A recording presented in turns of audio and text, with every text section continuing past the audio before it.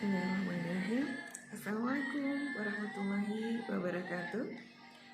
Alhamdulillahirrahmanirrahim. Wabihi nasta'in ala umuri dunya waddin. Wassalatu wassalamu ala asrafil anbiya wal mursalin Sayyidina Maulana Muhammad wa ala alihi washabihi ajmain. Alhamdulillah. Puji syukur kehadirat Allah SWT kita panjatkan, karena dengan rahmat dan ridhanya kita dapat menikmati Islam, kita dalam keadaan sehat, dan kita masih diberi kesempatan oleh Allah untuk beribadah, dan kita juga masih diberi kesempatan untuk berbuat baik dan kebaikan itu sendiri. Salawat dan salam jangan lupa kita panjatkan dengan selalu senantiasa mengucapkan Allahumma shalli wa sallim wa barik alaihi kepada junjungan kita Nabi besar Muhammad SAW, karena dengan kesungguhan, keteguhan hati beliau dalam menyampaikan Islam, hingga akhirnya dapat Islam itu sampai dengan kita sendiri. Perkenalkan, saya Reni Susanti, saya peserta kelas storytelling dari kibik.id dengan pengajar handal Bapak Dr. Fikri Hamdi. Alhamdulillah, pada kesempatan ini mohon izin saya menyampaikan atau bercerita tentang perjalanan hidup saya yang mudah-mudahan ada manfaatnya buat teman-teman sekalian, dan mudah-mudahan juga layak sebagai storytelling yang seperti yang disampaikan oleh Dr. Fikri. Kenapa saya tertarik untuk menyampaikan ini? Karena saya merasa ada konflik, ada klimaks, dan kemudian ada pesan, serta ada journey di dalamnya. Mudah-mudahan hal tersebut sesuai dengan yang disampaikan oleh Pak Dr. Fikri. Begini teman-teman ceritanya, yang akan saya ceritakan juga tentang perjalanan hidup saya, dan mudah-mudahan ada manfaatnya. Sekali lagi saya berharap ada manfaat yang dari cerita saya tersebut. Hal ini bermula dari pada tahun 1989. Nah, silakan menghitung kira-kira berapa deh umur saya. Sekarang aja udah tahun 2002 ya. Tahun 1989, sesuatu yang sudah sangat lama. 20 berapa ya? Aduh, udah lupa saya menghitung ya, saking lamanya. Hal itu tahun 1989 adalah ketika saya tamat dari sekolah menengah atas. Gak apa-apa deh, harus saya ceritakan, bagaimanapun inilah sejarah hidup saya yang kemudian mengubah hidup saya sendiri.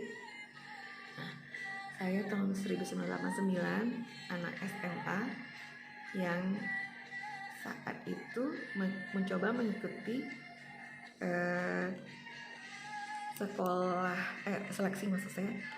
seleksi masuk perguruan tinggi negeri yang waktu itu namanya UMPTN. UMPTN itu singkatan dari ujian masuk perguruan tinggi negeri. Nah, UMPTN itu tahun 1989, saat itu ada 3 pilihan ya, ada IPS dan IPA, dan saya pilih 3-tiganya, IPBA waktu itu ya, IPS, bahasa, dan IPA gitu ya. Nah, dari berbagai pilihan itu tahun bulan berapa saya lupa ya, yang jelas tidak lama kemudian ada pengumuman, walaupun agak lama lah mungkin ya hitungan kita, cuma saya masih menikmati gitu ya, dan tidak memilih yang lain karena yakin akan lulus gitu ya. Walaupun itu awalnya memilih perguruan tingginya itu karena nasihat orang tua, coba pilih ini gitu deh. Aduh, udah saya ikuti karena ini dorongan dari orang tua. Nah, namun apa yang terjadi, ternyata setelah pengumuman tersebut Ternyata saya tidak lulus. Ya Allah, malu banget rasanya ya. Seorang Reni Susanti tidak lulus PMPTN. Kenapa saya malu? Karena saya bukan gak jelek-jelek banget gitu ya, dari rapor, dari SD, SMP, SMA. Saya termasuk biasa 5 besar, SMA juga ya paling jauh 7 besar gitu deh. Ketika turun kemudian naik lagi seperti itu. Nah, dengan rasa sangat malu, sedih, kecewa ketika melihat pengumuman saya tidak diterima, tidak ada nama saya, tidak ada nama RENNY Susanti gitu. Astagfirullah, ya Allah, sedih banget.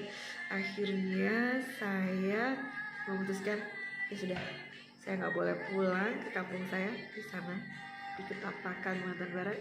Saya harus stay di sini. Saya sambil cari informasi, saya cari kuliah yang sesuai dengan fashion saya gitu. Sampailah kemudian, meskipun orang tua menyuruh ya sudah nggak apa-apa gitu ya, nggak ada yang memaksa kamu begini, nanti dicariin kuliah. Sambil dicari juga sih sekolah ini, coba masuk, saya daftar atau lihat suasana, nggak enak gitu kayaknya di sini. Sambil kemudian saya setelah di Pontianak itu ya tempatnya, bertahan di sana di rumah saudara, bukan di rumah sendiri dan juga bukan kos, tapi karena kebaikan hati saudara saya tetap gak diusir saya gitu. Alhamdulillah. Namun malu juga sih, akhirnya memutuskan cepat-cepat mengambil kuliah gitu ya, memutuskan mau kuliah di mana. Setelah saya pun melihat, oh ada sebuah perguruan tinggi nih yang layak diperhitungkan, walaupun dia swasta, namun sesuai dengan keinginan dan harapan saya, pikir saya. Karena saya lihat sekolah tinggi ilmu syariah. Ilmu syariah itu diketahui adalah hukum Islam. Sebelumnya, tahun-tahun tersebut saya biasa membaca di koran atau di majalah yang biasa dibaca oleh almarhum ayah saya, tentang pembahasan yang sangat viral pada saat tersebut ya, adalah pembahasan tentang undang-undang peradilan agama. Dan di masa itu, oh iya satu lagi, ada sesuatu yang sangat mengusik hati kita, hati saya gitu ya. Karena pada tahun-tahun tersebut kita nggak boleh pakai jilbab. Artinya semua peluang untuk itu sepertinya sulit dan tidak mudah gitu ya. Saya kebetulan mendapat informasi atau membaca atau berkenalan sebelumnya sih ya, kenalan dengan seseorang, dengan seorang teman yang ketemu di sebuah kapal gitu ya, atau di sebuah perjalanan. Saya suka lihat dia, oh kayaknya enak pakai kerudung gitu ya.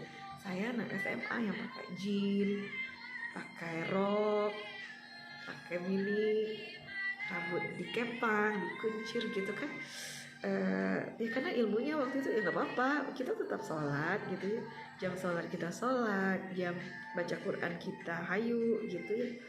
Tapi lama-lama terusik juga, apa sih, kenapa sih mereka pakai kerudung gitu ya. Nah bagaimana saya memulainya kalau saya mau pakai gitu ya, sebenarnya saya seperti ini gitu ya.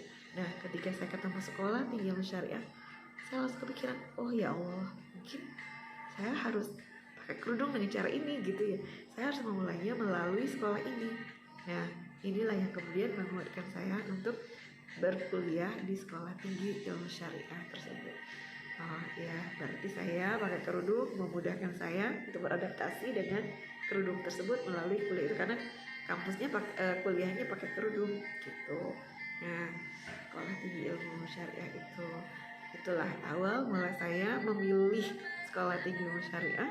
Dan kemudian kan memang punya kedekatan emosi karena sering baca tulisan koran sebuah majalah terkenal pada tahun itu, dan kemudian sadar itu saya memahami, oh jilbab itu wajib dan harus dimulai sejak dini, sejak kita makin cepat makin baik gitu ya. Dan kemudian saya memulainya dengan oke, saya akan belajar hukum Islam, karena nanti akan ada undang-undang peradilan agama waktu tersebut merupakan hukum material dari dan hukum formal buat peradilan agama. Nah walaupun dengan pengetahuan yang minim, saya beranikan diri untuk ikut masuk di perguruan tinggi tersebut. Alhamdulillah berjalan sebulan, 2 bulan, aduh baru mulai sesuatu persoalan.